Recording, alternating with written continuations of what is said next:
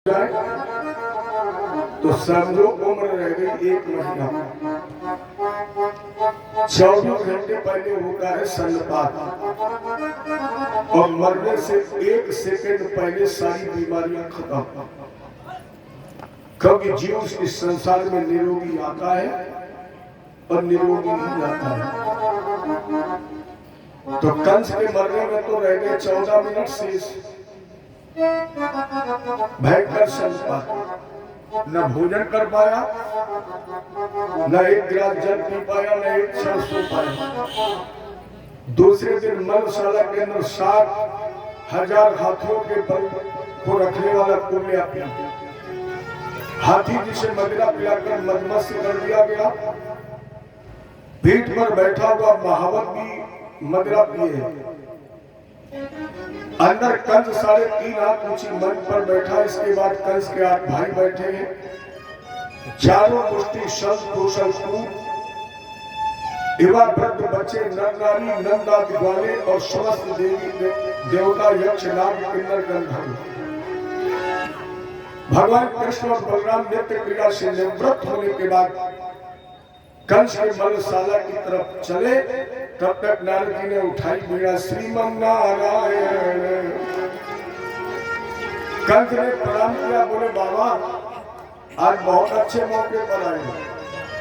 नारद जी ने कहा बेटा हमेशा मौके पर ही आते हैं। क्या हुआ? कंस ने कहा बाबा आंखों से दिखाई नहीं पड़ रहा है, कानों से सुनाई नहीं पड़ रहा है। नारद जी ने कहा ये तो भयंकर सन्नपात के लक्षण है, लग रहा है तुम्हारा मार केस लग गया है। कंस ने कहा बाबा कुछ कहा? नारद जी ने कहा नहीं सब ठीक ही है, तुम्हें दिखाई नहीं पड़ रहा, कोई बात नहीं, आंखों देखे युद्ध का हाल तुम्हें बताएंगे हम। कंस केवल तुम सुनना और हम तुम्हें बताते रहेंगे किसने लगाया चौवा, किसने लगाया छक्का, कौन हो गया क्लीन। तो नारद जी के बगल में कंस की कुर्सी, कंस के बगल में नारद जी की कुर्सी पर बैठ गए। भगवान कृष्ण और बलराम जैसे मलशाला के दरवाजे पर पहुंचे, भगवान ने कहा ये महावत हाथियों का। उसने अंकुश लगाया, यही है कंस के शत्रु। कोबले अपने सूर बढ़ाई भगवान को लपेटने के लिए। भगवान मुस्कुराए, बोले धोखा मामा की व्यवस्था तो बहुत अच्छी है। बलराम जी ने कहा व्यवस्था? बोले हाँ। कैसी?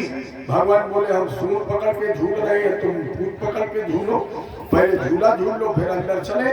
देखो मामा कितनी अच्छी व्यवस्था की, जानते थे कि हमारे भांजे बच्चे हैं तो झूला की व्यवस्था। अब कन्हैया ने पकड़ ली सूर, बलराम जी ने पकड़ ली पूंछ। 30 धनुष आगे, 30 धनुष पीछे, 2-3 बार आगे पीछे खींचने के बाद बलराम जी ने पूंछ छोड़ दी। भगवान ने झटका लगाया, मुंह के बल गिर गया। जैसे गिरा, भगवान ने क्या किया? कृष्ण अम्बुष्ट प्रचोदितम, गले पर पैर रखा, ऊपर से मुष्टि का प्रहार किया। राजन सोचिए उस समय कृष्ण के अंदर कितनी ताकत होगी। उम्र कितनी है? 11.5 वर्ष। और हाथी के अंदर बल कितना है? 60,000 हाथियों का। और भगवान ने एक ही मुष्टि से। इधर महावत भागने लगा। बलराम जी बोले हमारे हिस्सा में तो तुम ही हो, तुम कहां जा रहे हो? हल्की हरीश बढ़ाई और हल्की सीर में फांस कर एक मूसल। भगवान कृष्ण ने उस हाथी के तोड़ लिए दोनों दांत। एक दांत रखा बलराम जी ने अपने कंधे पर और एक दांत रखा भगवान कृष्ण ने अपने कंधे पर। और मलशाला के अंदर ऐसे घुस गए जैसे भेड़ों के झुंड में सिंह घुसता है। जब भेड़ के झुंड में शेर घुस जाए उसे भय नहीं लगता है। जो भेड़ उसे पसंद आती है मुंह में दाब लेता और टांग कर चल लेता है। उसी तरह भगवान घुसे। हालांकि बाबा ने लिखा है जागी रही भावना जैसी, प्रभु मूरत देखी तैसी। हमारे कन्हैया जी ने क्या किया? क्षण में समय मिले भगवाना और उमा मरम ये काहुना। एक क्षण के अंदर भगवान ने सबको दर्शन दिया। किसी को पुत्र के रूप में, किसी को मित्र के रूप में, किसी प्रीतम के रूप में, किसी को शत्रु के रूप में, किसी को काल के रूप में, दर्शन तो भगवान ने कंस को भी दिया, लेकिन महाकाल के रूप में। जिस समय जय घोष सारे मथुरा के लोग ने आवाज लगाई, कंस तुम्हारी जय हो, कंस जिंदाबाद। कंस ने कहा बाबा ये चिल्ला कौन रहा है? नारद जी ने कहा बेटा आ गए हैं वो दोनों। और जैसे नारद जी ने कहा दोनों आ गए हैं, कहा गुरु जी तुम बैठे क्यों? चारों मुष्टि सब कौशल फूट को आदेश कर दो, कृष्ण और बलराम को घेर कर मार दे, नंदा ग्वालों का कत्ल कर दे, देवकी वसुदेव जी को भी मार दे, एक भी ग्वाला वृंदावन वापस जाने न पाए। नारद जी ने कहा रुको रुको कंस, ये आखिरी वाला दांव पहले चला दे रहे, और आखिरी वाला दांव तुमने पहले चला दिया, कहीं एक्शन की जगह रिएक्शन कर गया। अरे भैया किसी का बुखार उतारना है तो 50 mg से टेबलेट शुरू करो, और पहले 500 mg की दे दो, और बुखार ना उतरा तो फिर क्या करोगे? ये पहले एक एक को लड़ा, और जब एक एक न लड़ पाए तब इकट्ठे लड़ा। कंस ने कहा तो फिर आदेश करो। नारद जी ने कहा ये चालूर आगे बढ़ो। जैसे चालूर आगे बढ़ा ताल ठोकी, बोले आओ कन्हैया हमारी तुम्हारी कुश्ती हो जाए। भगवान मुस्कुराए, चालूर हमारा तुम्हारा कोई जोड़ है? ये अखाड़े में मनोरंजन होता है, दो पहलवान कुश्ती लड़ते हैं, दर्शक आनंद लेते हैं, बराबर वाले की कुश्ती होती। बाला वयम तुल्य बलय क्रीडश्यामो यथोचितम, बराबर वाले से। और कहा तो विश्व विजेता पहलवान। चालू ने कहा हम जानते हैं।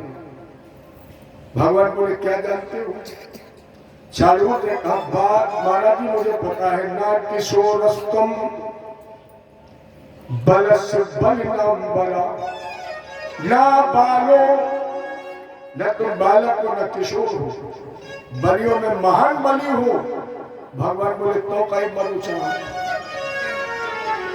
या तो हमें बच्चा समझकर बैठ जाओ तो बच जाओगे, और अगर तुम्हें पता है कि हम बलियों में महान बलि है तो प्राण बचाओ, चुपचाप बैठो। क्यों मरना चाहते हो? चालू बोला हम तो न लड़ते, लेकिन जब ये बाबा मानता बीड़ा लिए बैठा है।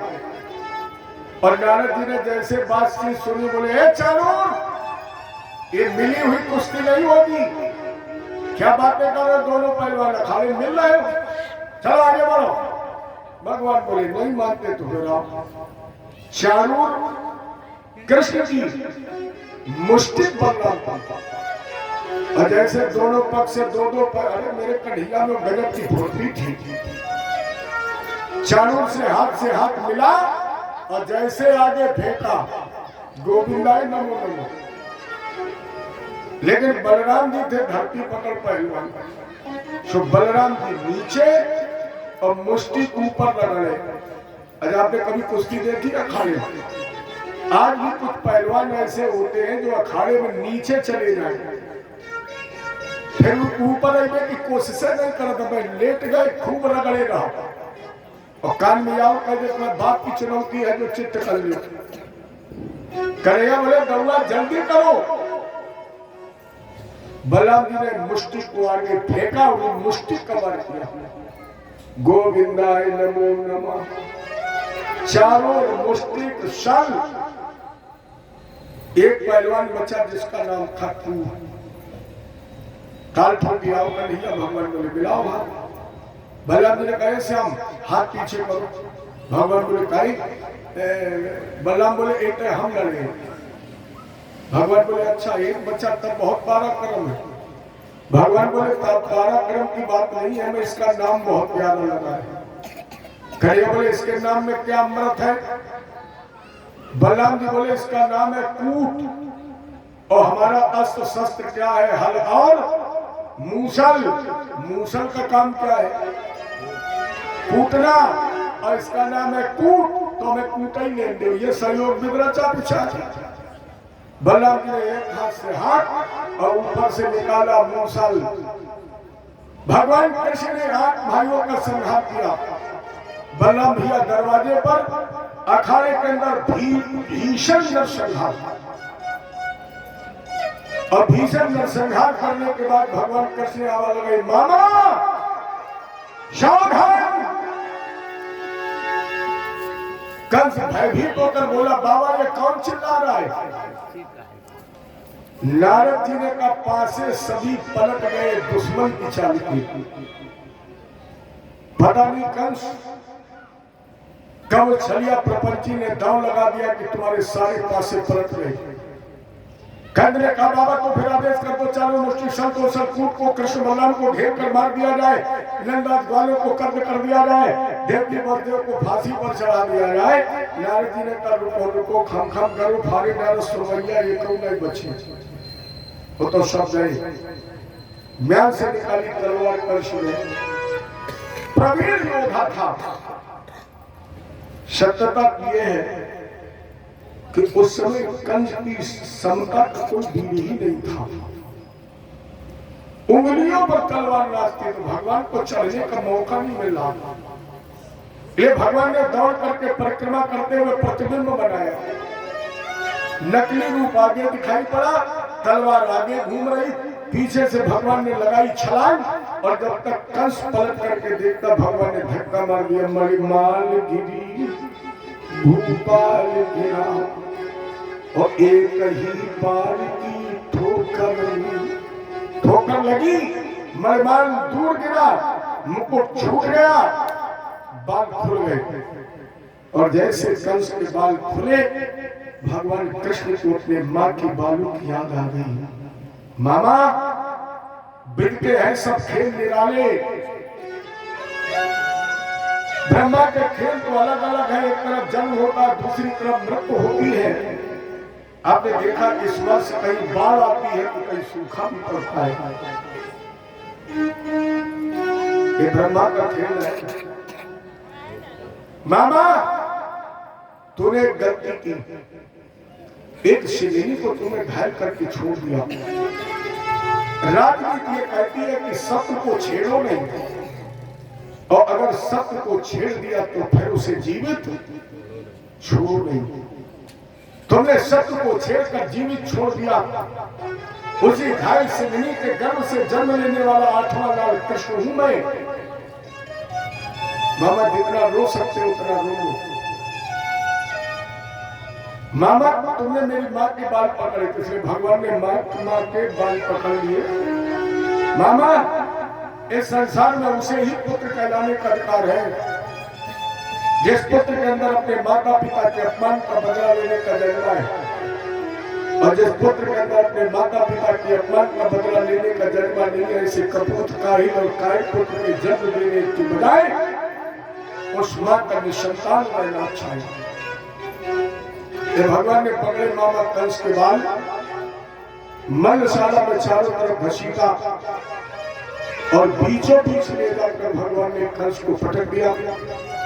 देवताओं ने पुष्प वृष्टि की, 7 बात के नारे लगे, कृष्ण तुम्हारी जय हो, बलराम भैया तुम्हारी जय हो, यशोदा भैया तुम्हारी जय हो, राधा रानी तुम्हारी जय हो, यमुना महारानी तुम्हारी जय हो, वृंदावन गोकुल वर्षाला नंदगांव गिरिराज भगवान तुम्हारी जय हो। और इसी जय घोष के मध्य में भगवान ने मुष्टि का प्रयास किया, कंस का उद्धार हो गया। जय कृष्ण भगवान की। भगवान ने कंस का उद्धार करके उस अखाड़े में सत्य न्याय की ध्वजा फहराई और जगत को एक संदेश दे दिया भगवान ने। अरे सारा जोर लगा जमाना, कितना जोर लगाएगा, पर भारत में भगवान का झंडा कभी न झुकने पाएगा। भारत में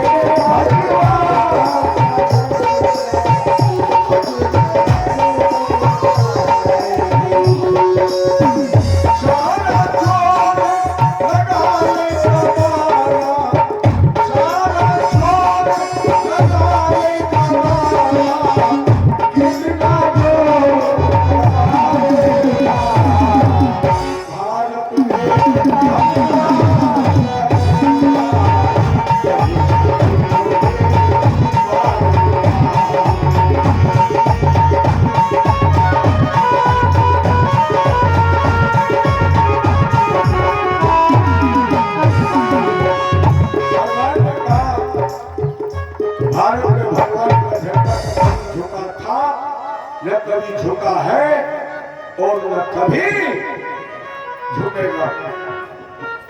भगवान का क्रोध भी कब नहीं हुआ। कंस को मथुरा की गली गली कूचे कूचे में घसीटा, जहां पर पटका भगवान ने यमुना जी के किनारे विश्राम किया है, उसी स्थान का नाम विश्राम घाट पड़ा है। आज भी यमुना जी के उस घाट का नाम विश्राम घाट है। यहीं पर कंस की दोनों पत्नियों ने पति की मृत्यु पर करुण खंडन किया। भगवान ने समझाया, देवियों कोई किसी को मारता नहीं है। चार चीजें जब एक साथ होती है, मारने वाला समय और स्थान, ये पूर्व से ही निर्धारित है। कौन मरेगा, कहां मरेगा, कैसे मरेगा और कौन मारेगा, इसमें परिवर्तन नहीं हो सकता है। यहाँ पर एक सुंदर भाव दिया एक संत ने, मैंने भगवान समझा रहे हैं और इस भाव को सुन करके ही हम आप थोड़ा अब कथा को गति प्रदान करें। अरे छोड़कर संसार जब तू जाएगा, छोड़कर संसार जब तू जाएगा, कोई न साथी तेरा साथ निभाएगा। छोड़कर संसार जब तू जाएगा, कोई न साथी तेरा साथ निभाएगा। छोड़कर संसार जब तू जाएगा, कोई न साथी तेरा साथ निभाएगा। छोड़कर संसार जब तू जाएगा, कोई न साथी तेरा साथ निभाएगा।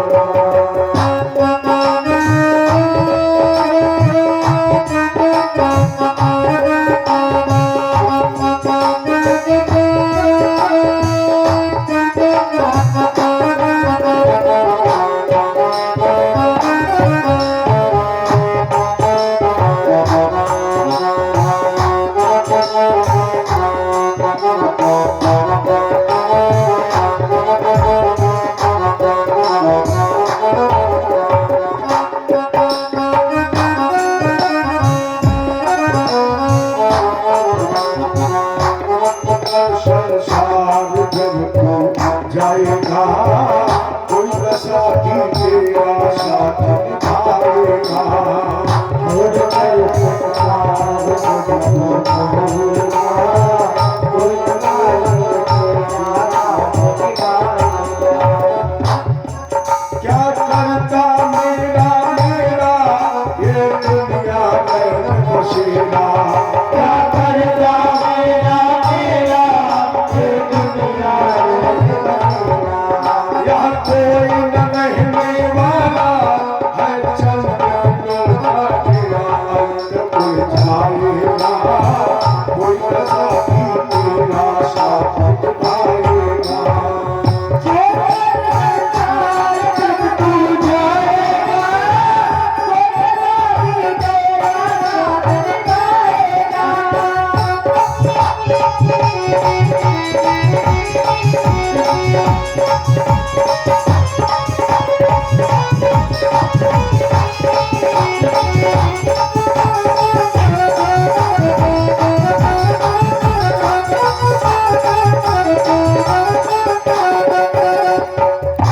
छोड़कर संसार जब तू जाएगा, कोई न साथी तेरा साथ निभाएगा। शांति कंस का अंतिम संस्कार भगवान कृष्ण के माता पिता के पास पहुंचे, प्रणाम किया, लेकिन देवकी वसुदेव से विद्या जगदीश्वरो, देवकी वसुदेव जी को ज्ञान हो चुका था कि परमात्मा है, ये क्या आशीर्वाद है। लेकिन भगवान ने सोचा कि इनके मन में भाव बना रहा कि परमात्मा है, तो हमें माता पिता की गोद का जो आनंद मिलना चाहिए उससे वंचित रह जाएंगे तो भगवान मुस्कुरा दिए। वसुदेव जी ने आशीर्वाद दे दिया, भगवान को गोद में भी उठाए, लेकिन देवकी को क्रोध आ गया। देवकी ने कहा, अरे कृष्ण, माना इस पृथ्वी मंडल पर तू शासक नहीं कसाई था, लेकिन फिर भी मैं कहती हूँ आखिर को मेरा भाई था, आखिर मेरा भाई था। वसुदेव जी को समझ में आया कि कहीं देवकी श्राप ना दे दे। वसुदेव जी ने समझा, देवकी सर्व ही सर्वेशाम भवन्ति क्रमशो मिथा। देवकी जितने भी संसार के संबंध में वो सब स्वप्न होते, सब मिथ्या है, सब झूठे हैं। कैसा भाई कैसी भगनी, सब चंद दिनों के नाते हैं, प्राणी के शरण बंदी जग में बदले लेने को आते हैं। कैसा भाई कैसी बहन, सब पूर्वजन के संस्कार बदले लेने आते हैं। देवकी का क्रोध शांत किया भगवान ने, अपने नाना और गुरुशेष जी को भी बंदी कर से मुक्त कराया और नाना और गुरुशेष जी को ही राजा बना दिया। बाबा नंद को विदा किया। इधर वसुदेव जी ने समय आने पर अत पुरोधशा ब्रह्मणस्यैव यथावत दुर्संस्कृतम, दुर्संस्कार किया। और यज्ञोपवीत संस्कार के बाद भगवान काश्यप शांतिपन नाम हावंती पूर्वाश्रम, जैसे आजकल हम उज्जैन के नाम से जानते हैं, इसी को बड़े अवंतीपुर कहते थे, जहाँ शांतिपन महात्मा का भगवान ने 64 कलाओं का ज्ञान अल्प समय में प्राप्त किया। और ज्ञान प्राप्त करने के बाद भगवान बोले, गुरु दक्षिणायाचार्य, आचार्य गुरु दक्षिणा। अब ये जानते थे कि कृष्ण मेरा शिष्य ही नहीं परमात्मा है। का मेरा पुत्र समुद्र में डूब गया, प्रवाह क्षेत्र में उसे ला करके दो। भगवान ने इसी समुद्र के अंदर रहने वाले 5 जन नाम के दैत्य का, नैवा हर्षमय्यम दैत्य पंचजनो महान अंतर्जल चला कृष्णा शंख धनुषुरा, इसके शरीर पर शंख का कवच था। इस दैत्य को मारकर भगवान ने अपने हाथ में शंख धारण कर लिया। यहाँ तक भगवान के हाथ में कोई अस्त्र शस्त्र नहीं था। सबसे पहले भगवान ने शंख धारण किया और इसके बाद यमराज जी के हाथ से जब पुत्र लेकर शांतिपन जी को दिया, शांतिपन जी ने एक आशीर्वाद दिया, गच्छतम स्वगृहं वीरो कीर्तमस्तु पावनी। जाओ कृष्ण, मेरा आशीर्वाद है कि लोग तुम्हारी पावन कीर्ति का गायन करेंगे। घर घर गान होगा और जितनी प्राचीन हो जाएगी उतनी ही तुम्हारी कीर्ति में लोगों की अटूट श्रद्धा हो जाएगी और तुम्हारी कीर्ति को गा गा कर भाव से पार हो जाएगी। भगवान ने आशीर्वाद लिया और जब लौट करके रास्ते में आ रहे थे तो परशुराम जी का मिलन हुआ। जब परशुराम जी मिले हैं तो परशुराम जी ने भगवान कृष्ण को चक्र दिया है। जैसे राम जी को भगवान ने शारंग धनुष दिया है, उसी तरह भगवान कृष्ण के हाथ में जो सुदर्शन है ये परशुराम जी ने दिया है। यहाँ जो भगवान कृष्ण के हाथ में शंख और चक्र आया। लौट करके मथुरा है। इस मथुरा में भगवान के एक मित्र जिनका नाम था उद्धव, वृषणी नाम प्रवरो मंत्री, कृष्णस्य दयिता सखा, शिष्यो बृहस्पति साक्षात् उद्धव बुद्ध सत्तमा।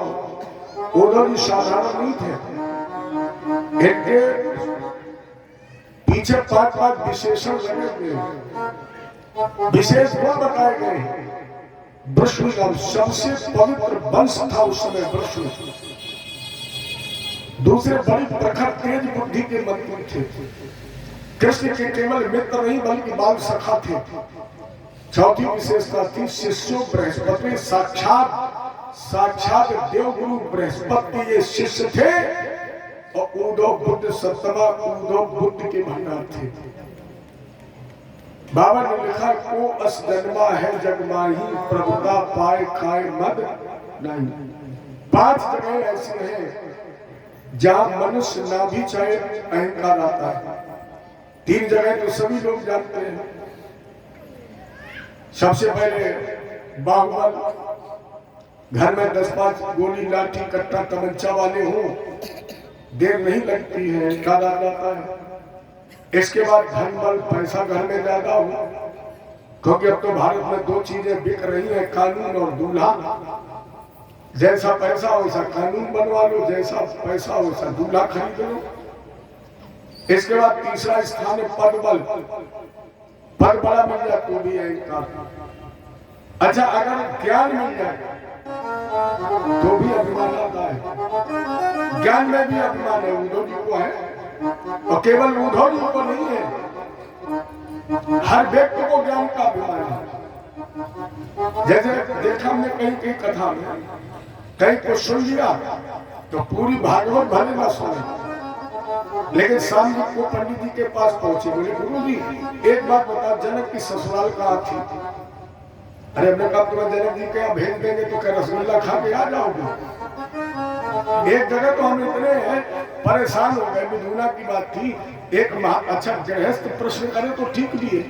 एक महात्मा विरक्त, और उसने एक पत्र भेजा, अब उसने उसमें लिखा कि महाराज ये बताइए कि हनुमान जी ने जो अंगूठी पहनी थी वो किसकी बनी थी?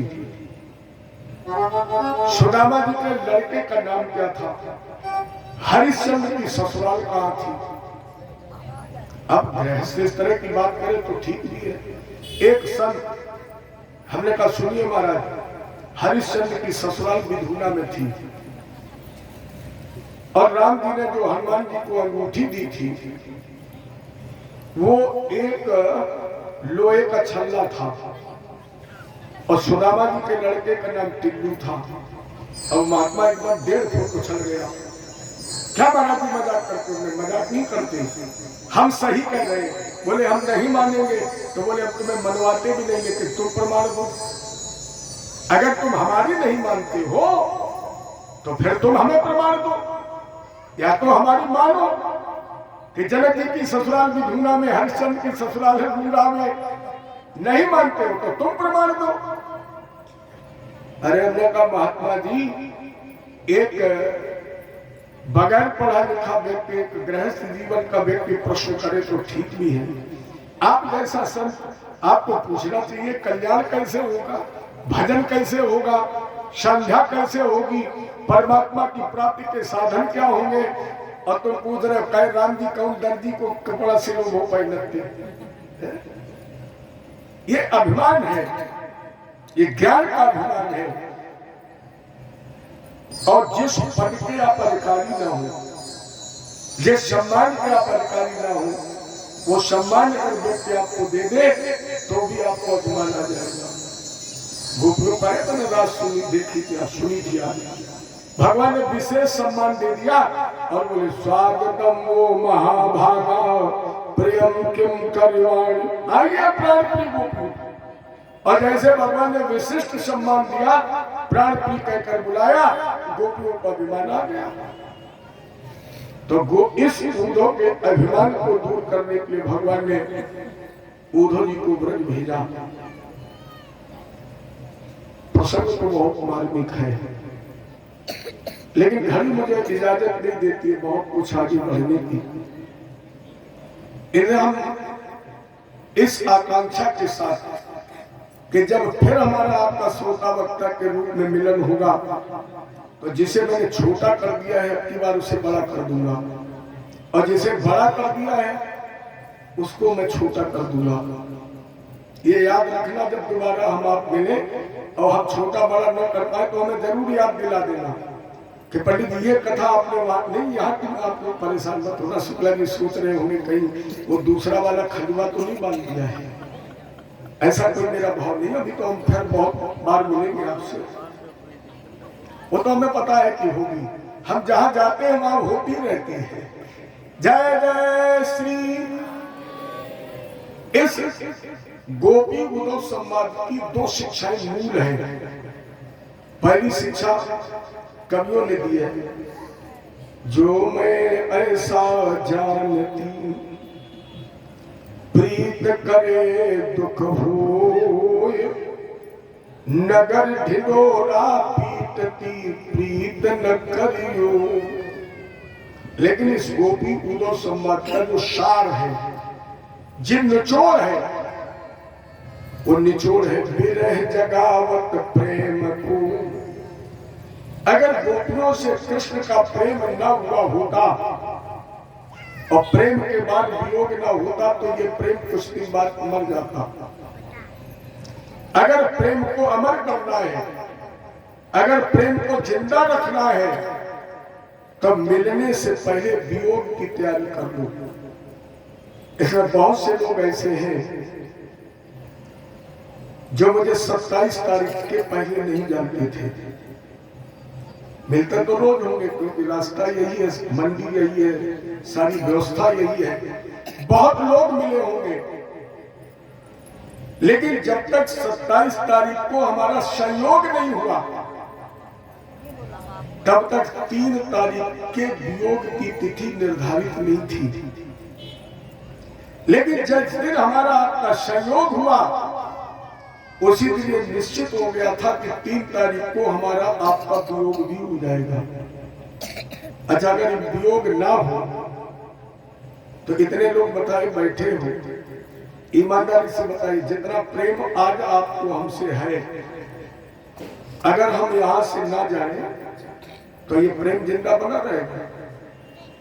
देखा होगा पहले जमाने में जब खूब घर मकान जमीनें थी, ससुर दामाद को वसा लेता था, एक मकान 2-4 बीघा जमीन दे देता, लेकिन 6 महीने तब होते थे जब सुप्रीम कोर्ट में एक तरफ ससुर खड़ा, एक तरफ दामाद खड़ा। प्रेम खत्म हो गया। अभी तो हम जब जिधर से निकलते, महाराज जी रुक जाओ, एक चाय पी लो, लेकिन अगर हम शुक्ला जी के बगल में कॉलोनी बना ले तो पड़ोसी की तो छोड़ो, 15 दिन में यही थक जाएंगे, पंडित जी रोज रोज कहाँ से, हे भगवान कहाँ से बचना है। तो ये संदेश मिलता है कि अगर अपने प्रेम को ऐतिहासिक बनाना चाहते हो, अगर प्रेम को जिंदा रखना चाहते हो, चैतन्य और जागृत रखना चाहते हो, तो मिलने से पहले वियोग की तैयारी कर लो, जुदाई की तैयारी कर लो, तो प्रेम तुम्हारा अमर हो जाएगा। तो विरह जगावत प्रेम को और प्रेम जगावत जीव, जीव जगावत पीव को, पीव पीव सो पीव। विरह से प्रेम जागता है, और प्रेम जब जागता है तो वो जीव को जागृत कर लेता है, और जब जीव जागृत हो जाता है तो वो परमात्मा को जागृत कर लेता है। ये इस गोपी उद्धव संवाद से हमें आपको संदेश मिलता है। इसके बाद भगवान ने 17 बार जरासंध को 23 औक्षणी सेना के साथ पराजित किया। 33 औक्षणी सेना का श्रृंगार किया है। एक औक्षणी सेना में 21,870 रथ, 21,870 हाथी, 1,09,350 सिपाही, 65,610 घुड़सवार। एक औक्षणी सेना है जिसका कुल योग है 2,18,700। 18वीं बार भगवान ने नारद की प्रेरणा से भेजे हुए कालबन का उद्धार मुचकुंद के माध्यम से कराया। भगवान ने कालबन पर नहीं मारा, हालांकि मार सकते, क्यों? कालबन भगवान कृष्ण के कुल पुरोहित गर्गाचार्य जी का सगा नाती था। गर्गाचार्य जी के पुत्र का नाम था शेषाई, जिसे गार्गे भी कहते थे, जिसने इस पुत्र को गोपाली नाम की अप्सरा से पैदा किया था। इन्हें शंकर जी की तपस्या करके वरदान प्राप्त किया कि मथुरा के अंदर जन्म लेने वाला कोई भी यदुवंशी हमें मार ना पाए। यमन देश के राजा ने इसे गोद लिया था और इसका नाम रखा था कालबन। शिव का ये वरदान ही था। इन्हें भगवान ने स्वयं न मारकर मुचकुंद के माध्यम से इसका उद्धार कराया। 3 करोड़ मिलेच्छों का संहार किया और जरासंध के सामने से 18 संग्रामी आगे में 18वीं बार भगवान युद्ध मैदान छोड़ करके भागे। यहीं से इसका नाम पड़ा रणछोड़। अंता समुद्रे नगरे कृतस्त्रात्म चीकर इत समुद्र भगवान दुर्गा द्वादश योजनम योग माया के माध्यम से समुद्र के अंदर द्वादश योजन में द्वारका का निर्माण कराया। इसी में भगवान ने निवास किया। यहीं से भगवान का एक नाम द्वारकाधीश भी पड़ा। जब द्वारकाधीश भगवान की और जब द्वारकाधीश भगवान का यहाँ निवास हो गया तो इन्होंने सबसे पहले अपने बड़े भैया बलराम जी का विवाह आनंद देश के राजा रैवत की पुत्री रेवती जी से किया। लेकिन ये विवाह बड़ा विषम हुआ है। याद होगा हमने आपको दिन बताया था सतयुग के मनुष्य की लंबाई कितनी है 27.5 हाथ और द्वापर की लंबाई 7.5 हाथ। तो बलराम जी की लंबाई थी 7.5 हाथ और रेवती जी की लंबाई थी 27.5 हाथ। ये बेमेल विवाह क्यों हुआ? ब्रह्मा जी से पूछने के बाद ब्रह्मा जी ने कहा कौन तुम्हारी लड़की के साथ विवाह करेगा? रेवत ने कहा महाराज जी तो बिटिया के कुंवारी रह जाएगी। ब्रह्मा जी ने कहा बेटी कुंवारी रहती नहीं। फिर किसके साथ विवाह करो? बोले द्वारका चले जाओ, कन्हैया के बड़े भैया से कर देना। लेकिन रेवत ध्यान रखना ये विवाह तय करना तुम कृष्ण से, मैंने बयाना देना कृष्ण को। और कन्हैया जी ने बयाना ले लिया तो विवाह टलेगा नहीं। और बलराम जी से अगर तुमने पहले चर्चा की और बलराम भैया ने इनकार कर दिया तो विवाह होगा नहीं। रेवत आई द्वारका, अगले कन्हैया हमें आपके सहयोग की आकांक्षा है। भगवान ने कहा रथ हाथी घोड़े क्या चाहिए? कन्हैया बोले हैं बताओ आदेश करो। रेवत ने कहा महाराज जी मुझे बेटी की शादी करनी है। कन्हैया बोले तो बहुत अच्छी बात है। अब लड़की की शादी में तो तन मन धन का सहयोग करना चाहिए। हम बिल्कुल सहयोग के लिए तैयार हैं। आपने कोई लड़का देखा है? कोई वर देखा है? रेवत जी ने कहा वर तो आपके यहाँ ही है। कन्हैया बोले कौन? रेवत बोले आपके बड़े भैया बलराम जी। भगवान को लीला बयान शादी पक्की। कन्हैया जी ने सोचा जरा जरा सी बात पे अकड़ा करते हो, कोई बात भी नहीं कि आंखें निकालने लगते हो। ये भाभी लाएंगे तुमसे 20 हाथ लंबी। लो बयान शादी पक्की हो गई। समय आने पर जब बलराम भैया द्वारचार के बाद मंडप के नीचे पहुंचे और रेवती जी को बुलाया गया, कमरे से बाहर निकली सखियां लेकर आ रही थी। बलराम जी ने कहा पंडित जी एक बात बताइए, ये बिटिया है कि पूरे विधि को खंभाए? रेवती जी पाटे पर पधारी। बलराम जी ने धीरे से मूसल निकाला और हल्के से थूक दिया। देखो मंडप के नीचे भावनों के समय विवाद हो गया। इधर रेवती और बलराम जी की जीवन में कभी पटी नहीं। हमेशा झगड़ा, आज भी झगड़ा बरकरार है। अगर आपने दाऊ जी का दर्शन किया होगा तो आप देखना बलराम भैया बिल्कुल भकरोगल रेवती जी की तरफ देख रहे हैं और रेवती बेचारी एक तरफ बिल्कुल छोटी कोने में बैठी है। आचार्य ने जब इनकी प्रतिष्ठा कराई तो सोचा कि जब तक भारत में रहे तब तक लड़े, और हमने इकट्ठा कर दिया तो भक्त आएंगे दर्शन करने, भगवान कर रहे होंगे बड़ी फटोकर। ये दोनों को अलग अलग ये विवाद संपादित हो गया। और इस विवाद के बाद ब्राह्मणा चोदिता प्रादाद बला एति बलापद पुरोदितम। इसके बाद भगवान कृष्ण ने बलपूर्वक रुक्मिणी जी का हरण करके विवाह किया। राजा परीक्षित ने पूछा भगवान भीष्म शुकाम रुक्मिणी रुचिराननाम राक्षसेन विधानेन उपएमे युतुस्तुतम। महाराज जी ये भीष्म कौन है? और भीष्म की पुत्री रुक्मिणी का हरण भगवान ने क्यों किया? उस समय तो कोई ऐसा राजा नहीं होगा जो अपनी बेटी का विवाह कृष्ण के साथ न करना चाहे, तो रुक्मिणी का हरण क्यों किया? सुग्रीव बोले, राजा शशि भीष्म को नाम विदर्भाधिपति महान, तस्य पंचा भवन पुत्रा कन्यका छवरानना। विदर्भ देश के राजा भीष्म, जिनकी राजधानी कुंदनपुर, अपने इधर के जितने विद्वान हैं वो अधिक लोग बताते हैं कि विधुना और भरथना के बाद आज जो कुदरकोट है इसे लोग कुंदनपुर कहते हैं। लेकिन अगर आप इतिहास पर दृष्टि डालें या आप राजनीति में रुचि रखते होंगे, तो आज भी महाराष्ट्र क्षेत्र में विदर्भ देश की मांग हो गई है। वहां लोग कह रहे मेरा विदर्भ अलग करिए, और अगर उस विदर्भ की मांग को हम मानते हैं तो फिर विदर्भ देश की राजधानी कुंदनपुर है। लेकिन अपने आज भरथरा से चलो तो 21 किलोमीटर और विधुना से चलो तो ठीक 11 किलोमीटर पर आज भी कुदरकोट है। यही कहा जाता भीष्म, तस्य पंचा भवन पुत्रा, जिसके 5 पुत्र थे, रुक्मी, रुक्मरथ, रुक्मकेश, रुक्मबाहु, रुक्ममाली। एक छोटी कन्या थी जिसका नाम था रुक्मिणी।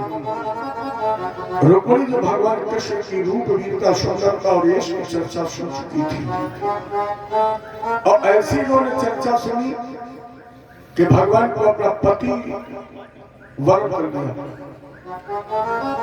हालांकि भीष्म ये चाहते थे कि मेरी बेटी का विवाह कृष्ण के साथ ही।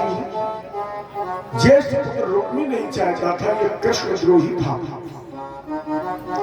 भीष्म अपने ज्येष्ठ पुत्र का विरोध भी नहीं कर सकते थे। रुक्मी को मौका मिला और इसने दमघोष पुत्र शेर सम्राट शिशुपाल के पास पत्र भेजा, बरात लेकर आइए। रुक्मिणी जी को पता लगा, तुरंत एक ब्राह्मण बुलाए, पीछे चिंते आपकम ध्वजम कृष्णे कृष्णाय प्राहे द्रुतम। एक ब्राह्मण को बुलाया, पत्र लिखा, पंडित जी एक पत्र गुप्त रूप से शीघ्र द्वारकाधीश कृष्ण के पास पहुंचा दिया। रुक्मिणी ने उस पत्र में लिखा, हे नाथ दया के सागर हो, बिनती प्रभु मेरी सुन लेना। मैं पत्र भेजती हूँ भगवन, जल्दी से मेरी सुध लेना। द्वारका शासमभ्यक्तई प्रतिहारे प्रवेशिता। रुक्मिणी के निर्देशन में ब्राह्मण द्रुत गति से द्वारका के मुख्य दरवाजे पर पहुंचा। द्वारपाल ने स्वागत किया, और जब राज दरबार में ब्राह्मण को लेकर के गया तो अपसाध्यम पुरुष माशीलम कांचनासन। उस ब्राह्मण ने देखा कि भगवान कृष्ण को स्वर्ण सिंहासन पर बैठे, ऐसा लग रहा था जैसे नील सरोवर नीलमण, ऐसा लग रहा था कि जैसे सोने के पर्वत पर एक नीलम का नग रखा हुआ। भगवान ने प्रणाम किया, नाश्ता पानी आदि की व्यवस्था के बाद भगवान ने पूछा है, इसमें भी एक संदेश है कि अगर कोई पथिक, कोई रिश्तेदार, कोई मिलने वाला आपके दरवाजे आ जाए तो उससे ये बात में पूछो कि तुम कौन हो, कहां से आए हो, क्यों आए हो। पता नहीं कैसा संदेश लेकर के आया हो, किस विषम परिस्थिति से जूझ कर आया हो, तो पहले उसे कुछ खिलाओ पिलाओ, संतोष को तब पूछो।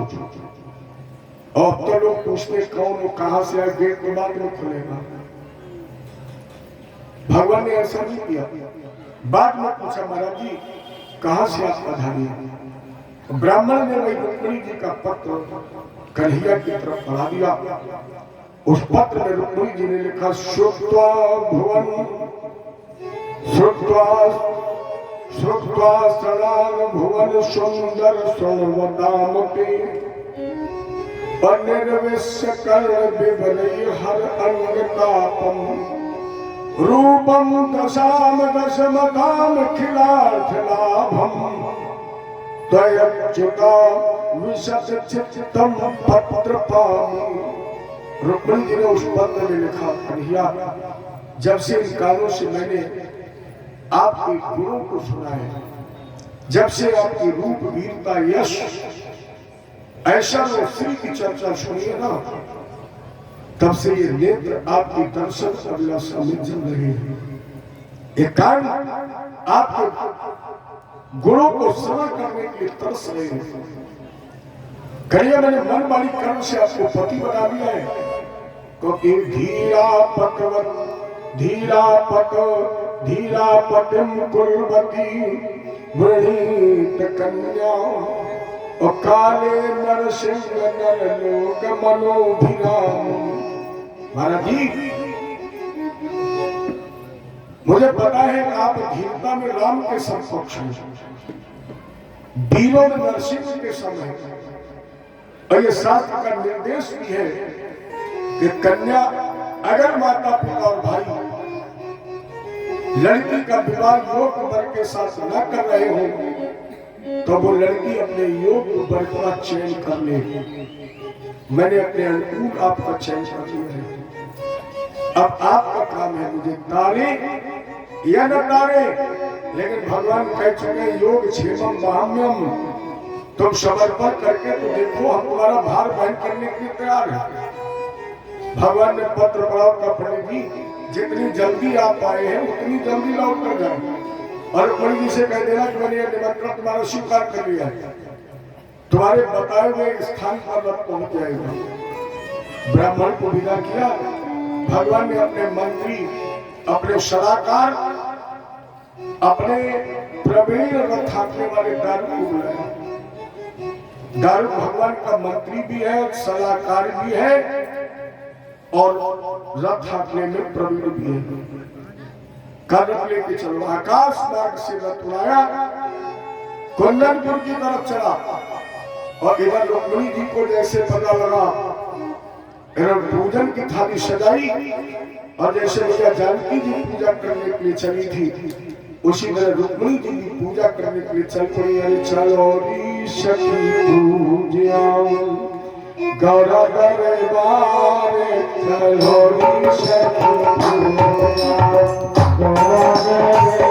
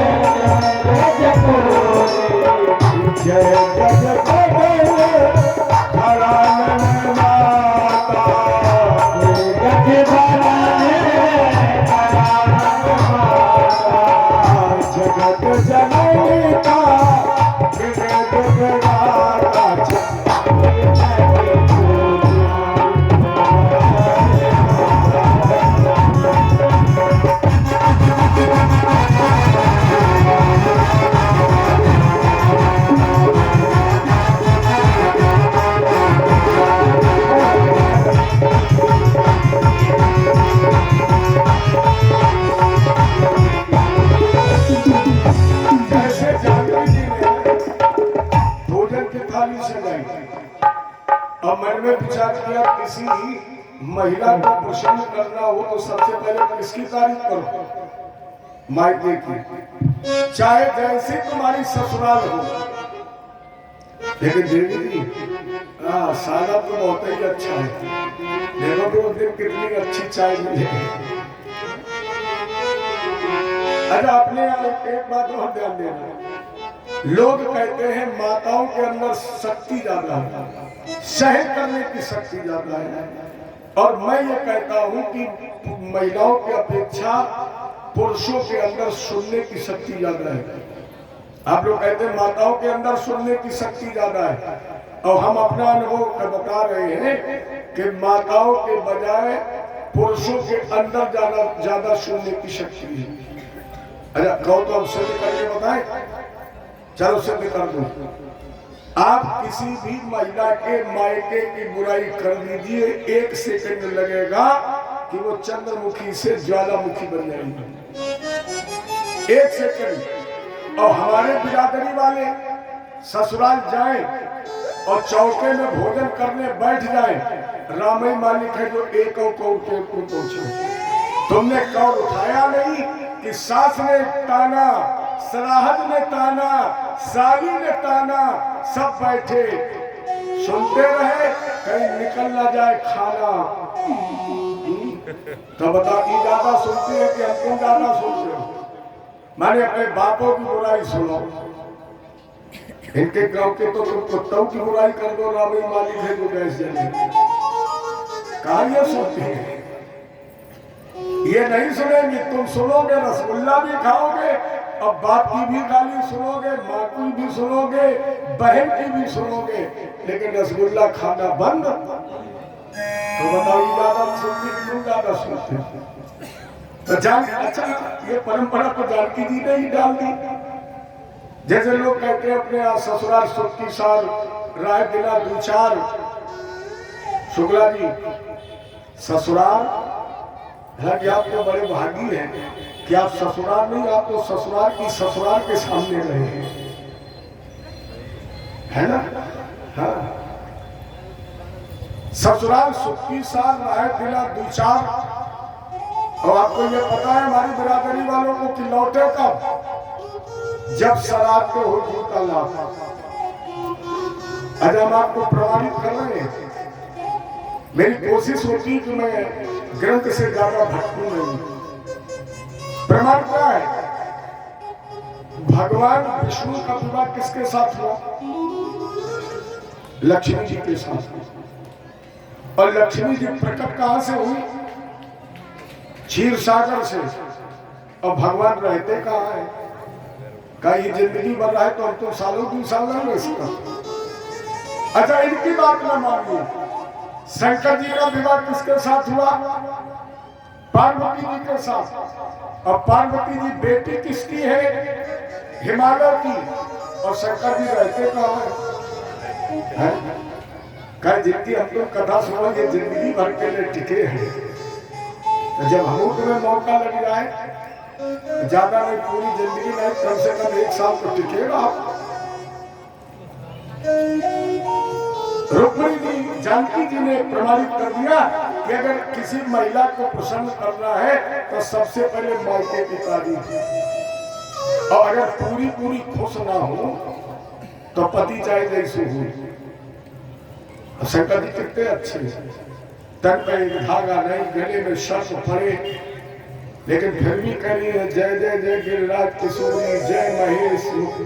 अगर पति से भी अगर प्रसन्न ना हो तो जानकी जी ने कही लड़का चाहे चोर हो, चाहे डाकू हो, चाहे उल्टो हो, चाहे सीधो हो, बस यो कहते अम्मा तुम्हारा लड़कुआ तो बहुत ही अच्छा है, जितने पास में हो समझ निकलवा लो। आप बताइए जिनकी ये तारीफ कर रही उनमें एक भी अच्छा है क्या? करी जय गज बदन खलानन माता। अरे तुम्हारे गांव को एक लड़का उनको पेट और भारी भरकम शरीर हो और मुंह में सूंघ लगी हो, कोई अच्छी मनी उनकी बात छोड़िए। अपने यहाँ किसी के बच्चा पैदा हो और उनके मुंह लगो हो हाथी को, मेरी समझ में उसे भोजन देना दूर, कॉलोनी के बाहर गेट पर बैठा के चढ़ौती और शुरू करवा दी। हाथी गले भी पैदा होते, छह सब, लेकिन फिर भी तारीफ जय गज बदन खड़ानन माता जगत जननी दामिन दुत गाता चलोरी सखी पूज्यम। आओ मेरी सखियों मुझे ऐसा सजा दो, मुझे श्याम सुंदर की दुल्हन। आओ मेरी सखियों मुझे ऐसा सजा दो, मुझे श्याम सुंदर की दुल्हन बना, मुझे श्याम सुंदर की दुल्हन बना, मुझे श्याम सुंदर की दुल्हन बना। आओ मेरी सखियों मुझे ऐसा सजा दो, आओ मेरी सखियों मुझे मेहंदी लगा दो, हीरा का दो मुझे ऐसा सजा दो, हीरा का दो मुझे ऐसा सजा दो, मुझे श्याम सुंदर की दुल्हन बना, मुझे श्याम सुंदर की दुल्हन बना दो। ये कर्म कभी डालेंगे। मुझे चूड़ियां पहना दो, मुझे चूड़ियां पहना दो, मुझे घुंघरू पहना दो, मुझे दुल्हन बना दो, श्याम की दुल्हन बनूंगी भले, श्याम की दुल्हन बनूंगी भले, श्याम की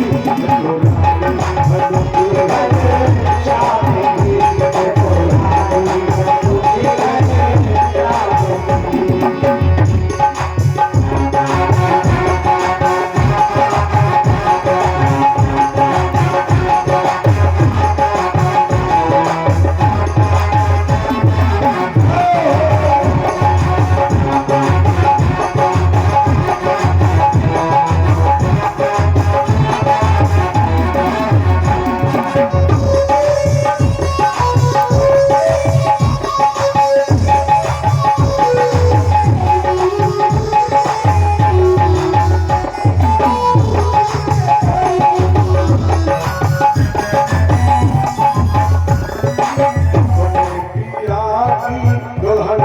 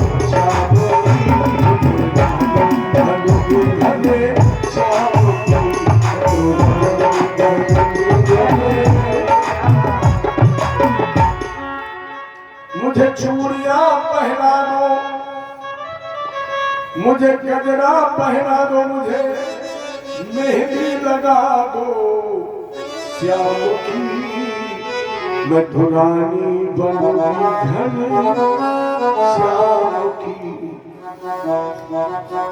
मैं तो रानी बनूंगी घन। भोजन की थाली सजाई, गिरजा मंदिर की तरफ चली। उधर शिषपाल को पत्र मिला, अरे बड़ा प्रसन्न है क्योंकि अब तो लड़की के भाई का परमिशन है। शायद भाई कह रहा है कि मेरी बहन के साथ विवाह करो, बड़ा प्रसन्न। हालांकि दमघोष ने समझाया, बेटा मत जाओ, अरे कम से कम पत्रा तो लिखवा लो, बच गए हैं कि भद्रा है।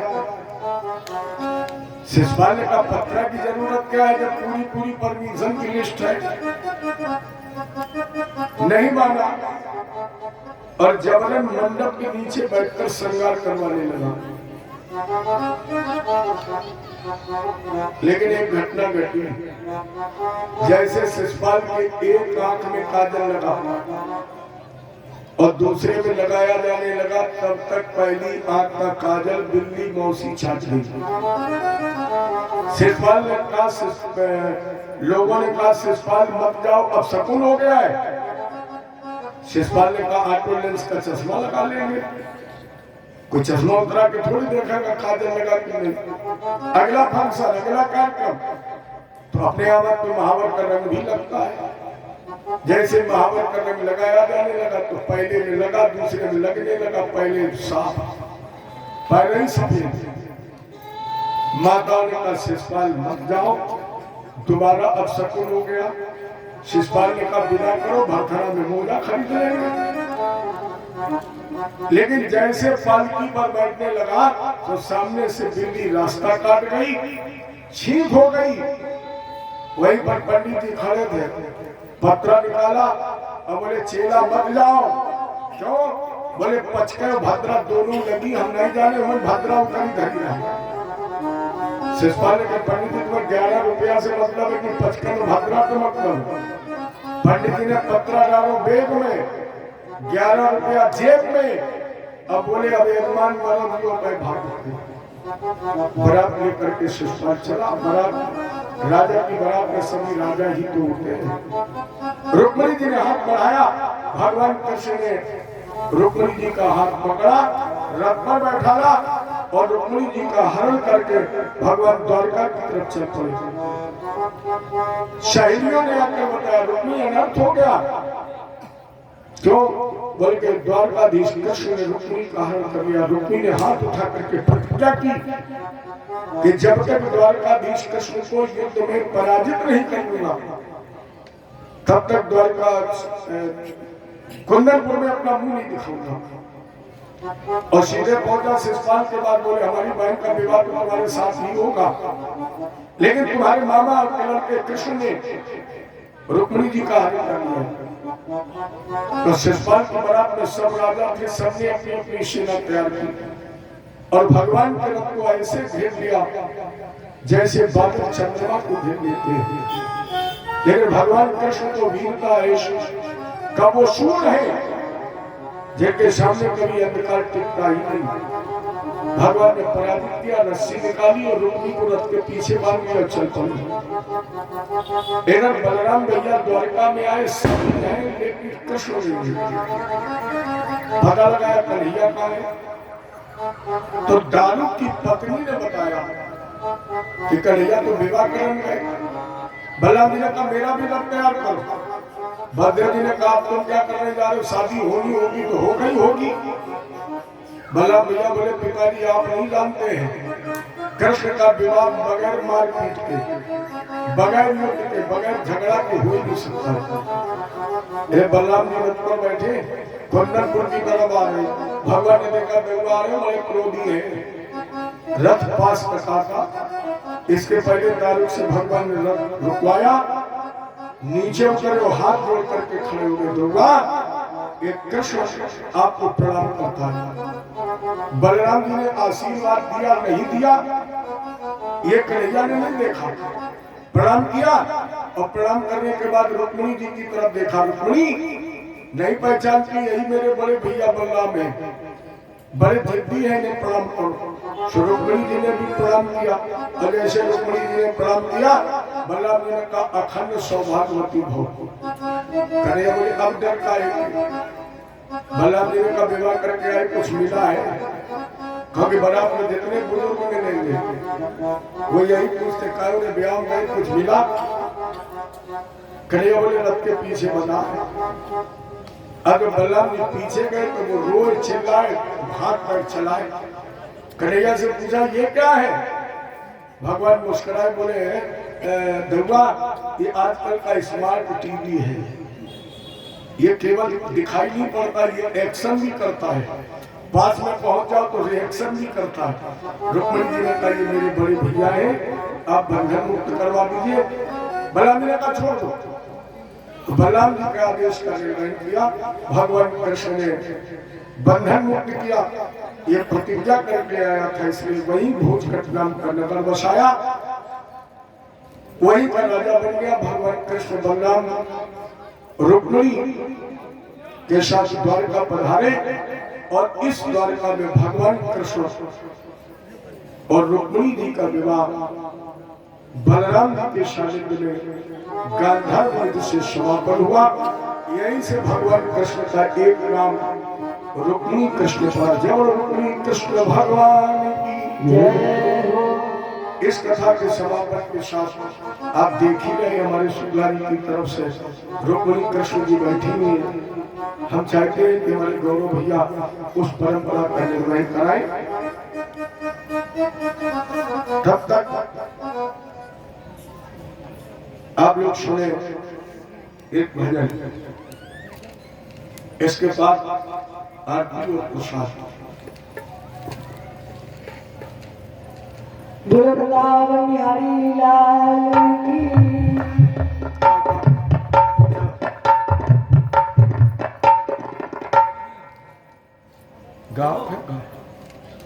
श्याम नाम की मेहंदी रचाकर, श्याम नाम की मेहंदी रचाकर घूंघट में शर्माऊंगी।